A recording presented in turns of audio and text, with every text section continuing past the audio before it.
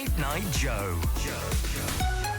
On local BBC radio. That is me, and it's lovely to have your company, and I know many of you are lying in bed listening to me.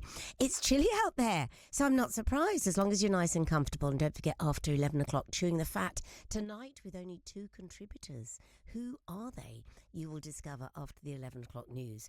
Now, we always, on this show, like to introduce you to shows that have, how can I put this diplomatically, a far lower budget than the massive, great big commercial tours and West End shows. We love to dig out the shows that you may seldom hear about unless you're tuning into a radio station such as this. And this one is one such show. Sarah Wesker led the strikes that improved working conditions for thousands of women who were garment workers. But nobody has ever heard of her. The pioneering union leader's story is depicted in the one-woman play called Chopped Liver and Unions, which features the actress Lottie Walker. The production is from Blue Fire Theatre Company. They are touring the country. We'll give you the dates at the end of this chat. And I'm pleased to say the artistic director and the actress, Lottie Walker, who stars as Sarah Wesker, joins me on Late Night Joe. Hello, Lottie. Hello, Joe. How are you? Very well. Your name suits you. Really, Lottie is such a great name. And I've looked at images of you, and it's a historical name. It's quite a quaint name, isn't it? But Lottie Walker? Yes. Yes, I chose it myself, so I obviously did something right. You did it absolutely right. So let's, first of all, before we talk about your company, let's talk about the plays you perform, because you perform plays for famous, as yet unheard of people, women, should I say. This is inspired, isn't it? I think so. I mean, I started doing this, about 6 years ago, because I was training as a tour guide, and I got some really interesting stories that were kind of the stories behind the stories of the famous people. And there are so many people out there, particularly women, who, they've done great things. They were really successful, and nobody knows who they are. So we've got a show going round about a music hall star who no one's heard of, and the lovely Sarah, of course, who's my favourite, I have to say, who did so much, achieved so much, and has basically been written out of history. So until now. Let's talk about Sarah. And as you say, this was pre-social media, so these people, unlike myself, couldn't flag themselves up. Do you know what I mean? They were like, once they died, often their history was buried with them. So it's wonderful that that you've stumbled upon them. First of all, who was the music hall artist that no one had heard of? Oh, this is Nellie Power. So Nellie she was in Variety, obviously. Yes, a long, long time ago. So she was like, I think she died in 1870 something. But she was the first person to sing "The Boy I Love Is Up in the Gallery." I thought that was Mari Lloyd, yes. Yeah, no, Mari Lloyd nicked it, and that's the name of that show. Actually, is Mari Lloyd Stole My Life. Oh, I love that! What a great! Oh my gosh, I love the idea of that. Anyway, let's move back to Sarah Wesker. So, as I said in my introduction, she was an activist. She campaigned to improve working conditions for women who worked in garment factories, and I would imagine then that's in the north of England, was it? No, it was in the East End. Oh. In the East End of England. Right. And she lived in Spitalfields. Oh. In the, called the Rothschild buildings. And the first, I think it's the first strike that she led. She led many strikes. She couldn't help herself. But the first one was because the factory owners wanted to move the factory and everyone could keep their jobs, but for no extra money and 2 hours a day extra travelling. And she wasn't having that. So that was one of the strikes. And there was another occasion when apparently some of these, it was a real sweatshop then, far worse than anything we know now. Let's just put a date on this. This was during the Victorian times, was it? No, this is later. This is 1920s right. And 30s. And was she working in one of these factories herself? She was a seamstress, and she there was one occasion where I think they used to tie them to the desk sometimes and always lock the doors so they they didn't stop working, all for a pittance of money. And there was a woman who was ill, and Sarah basically literally fought the foreman to get her out of the room. So she was a feisty person, considering she was under 5 feet tall. Oh, you see, I'm 5 foot tall. We're like terriers. When you're short, you overcompensate. You become terrier-like. So I'm growing. Sarah is growing on me more and more.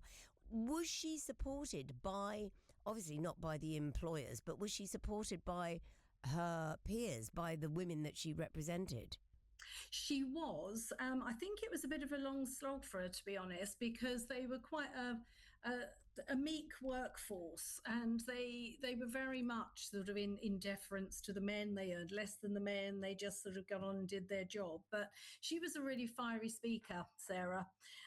They said about her even though she was so little, when she spoke, it was as though 5 men were talking. So she basically she galvanized them all, got them on side, and they sang all these wonderful songs to raise money, because they weren't in a union. The unions wouldn't have the women then. So Sarah set up her own, which was great. But they sang songs and raised money. They had a songbook published, all these popular tunes that they wrote their own words to. And were they successful? I mean, it's really interesting. You say, women were never allowed into unions, so they started their own unions. But were these unions recognised? They became recognised when they became successful, and then they got amalgamated into the general unions. Good and they all for became them. part of the T. You see, so yeah, it is quite a success story, really. What's sad though is that with some of our publicity stuff, we wanted to actually get the original union banners. And see what they were like, but they just all disappeared. So as the more amalgamation has happened, and they've all been sucked up into the bigger unions, I think a lot of the old stuff has gone. What a shame! Because think of all the suffragette memorabilia that is still around. I mean, there's loads of it in the London Museum. There's loads of the stuff. The fact that she was a real pioneer for women to be part of a union. I mean, that was trailblazing. Such a shame that there's none there. Do you know what I found really interesting reading into this is she was a relative of Arnold Wesker, the playwright. She was his auntie. Yes. So was he old enough to see what she achieved? I don't think he saw so much, but he knew her very well. And I was very lucky when we started this process. His widow, Lady Wesker, contacted me. His son, the late Dan Wesker, was really helpful. Dan even sent me some pictures that he'd found on the internet of things that he thought I should wear, which was great. Wow. Yeah, and Dusty was fabulous. She gave me lots of family anecdotes and things of what Auntie Sarah was like. And there's a nice interview that was published with Sir Arnold when he was talking about her, and he said she was a staunch feminist and a rampant communist, and of course she was one of the inspirations for his play Chicken Soup with Barley. No, I had no idea. I'm such a fan of Arnold Wesker. I had no idea. And did you say his wife was called Dusty? Yes. I love that. Yes. Isn't that lovely? So can I ask, because Lottie, this is your company, it's a one-woman show. You are performing in the most interesting venues. I'm going to read them out in a moment. What is it? Who is your audience? Do you know, that's such an interesting question, because I'm never cease to be surprised by our audience.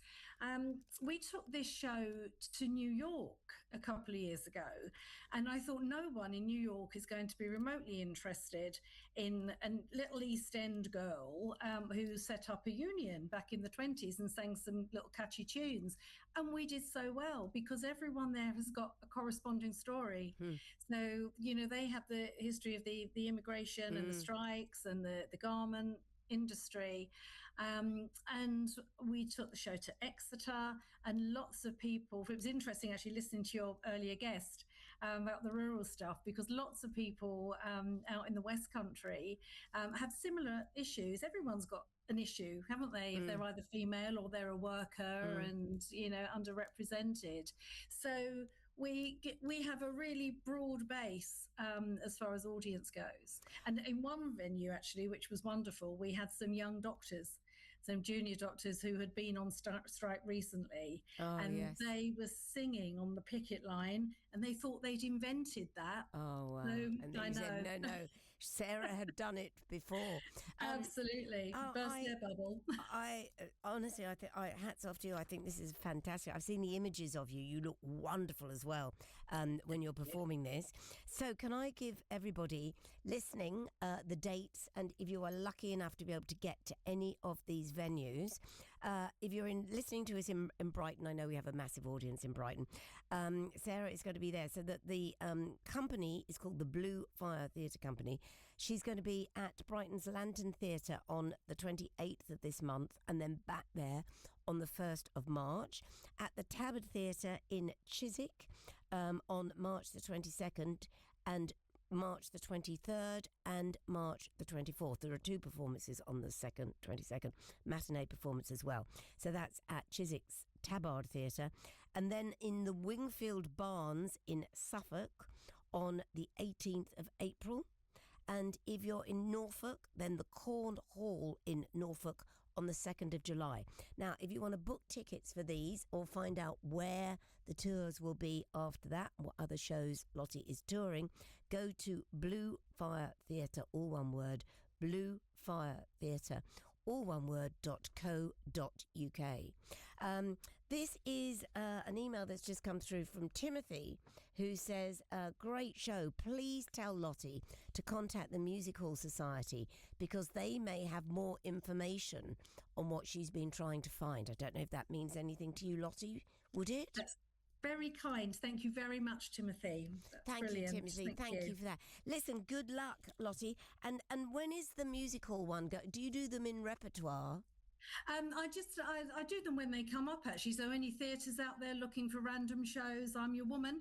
And by the way, Joe, can I just say thank you for doing what you do to help us out, us little people? Oh my gosh, it's very tough out there, and the minnows, we are there. I would do anything to help the smaller theatre companies, truly, because I also say this is the most interesting theatre. Quite frankly, I've had enough of musicals, Lottie. I truly have. These great big spectacular shows, I've had enough of them. I wish they'd just rest now and we'd just go back to putting on really good theatre. So you're always welcome on the show. Thank you so much, and have a fantastic tour, won't you? Thank you so much. Thank you very much, and see you again. See you.